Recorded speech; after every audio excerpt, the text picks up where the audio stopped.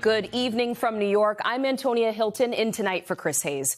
We are on day 35 of Donald Trump's war in Iran, and we've entered a dangerous new phase as the U.S. races to find an Air Force fighter pilot downed in southern Iran.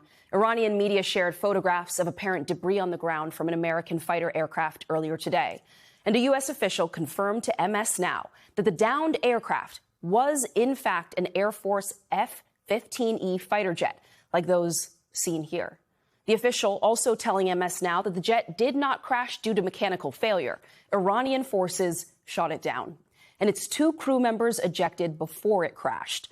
News of the shootdown was broadcast all over Iranian TV, with the anchor telling viewers they would receive a reward for capturing the service members alive and turning them over to authorities. That's according to the Associated Press. Videos on social media showed American refueling aircraft and helicopters flying low and slow over the region where those pilots went down. Part of a rare and dangerous search and rescue mission here.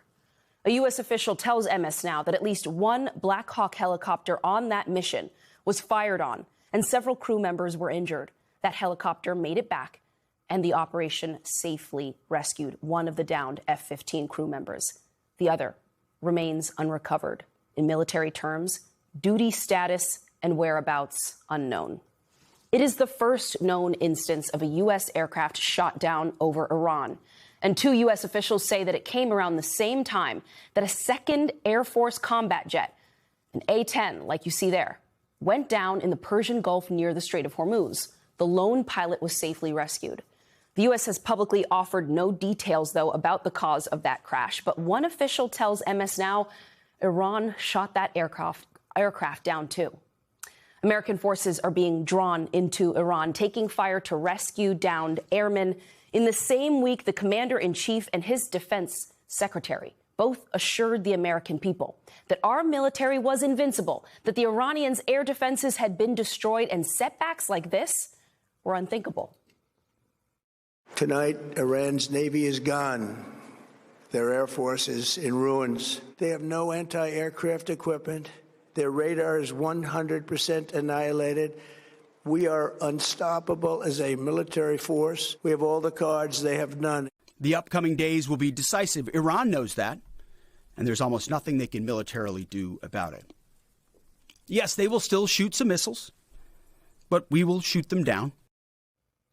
Now, they've been talking like that for a month of being told Iran's military capabilities are completely obliterated and its regime is changed and victory and peace are just around the corner or a couple weeks away.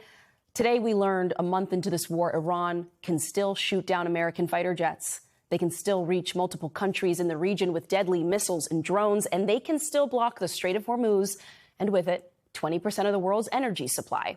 Though we are learning that the strait is actually open to some people. Today, Iran allowed 1 French-flagged tanker through the strait. It is the first Western European ship allowed passage since the beginning of this war. And while it is unclear why the ship was let through, Al Jazeera pointed at the fact that it came 1 day after French President Emmanuel Macron said it would be unrealistic to launch a military operation to open the strait, and that only diplomatic efforts would work.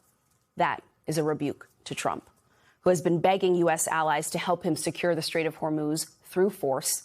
On Friday morning, the president posted, quote, "With a little more time, we can easily open the Hormuz Strait, take the oil, and make a fortune. It would be a gusher for the world, question mark, question mark, question mark." By this afternoon, he still had not posted about the 2 American pilots shot down in Iran. But he did post, quote, "Keep the oil, anyone?" Trump is in search of an end to a war he started with no real goal. And the human costs of that war, well, they continue to climb. Today, the Pentagon added to their U.S. casualty figures for the first time in weeks amid an outcry from reporters. 365 American service members have now been injured.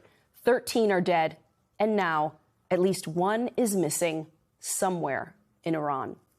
David Rode is a national security reporter for MS Now, and he joins me now. David, are we in a race against the clock right now?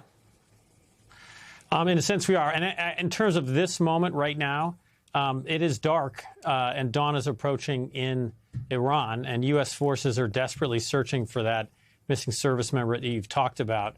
The U.S. has an advantage at night. We have these excellent night vision goggles and other equipment to try to find that pilot. There's a transmitter that they should have had when they parachuted out of the F-15.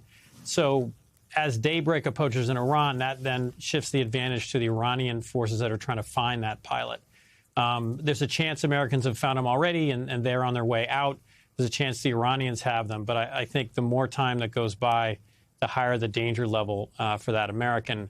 And then broadly speaking, today was unquestionably, I think, the most difficult day for U.S. forces since this war began over a month ago. 2 planes shot down, according to sources.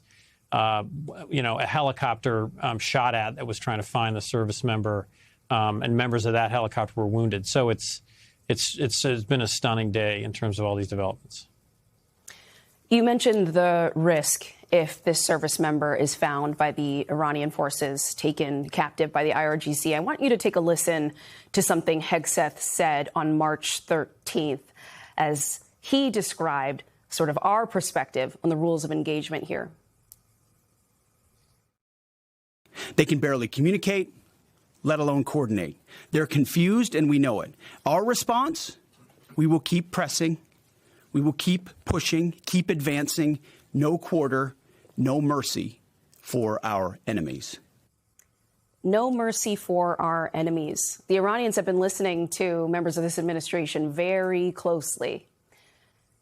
What kind of risk is this service member facing if they're taken by the IRGC?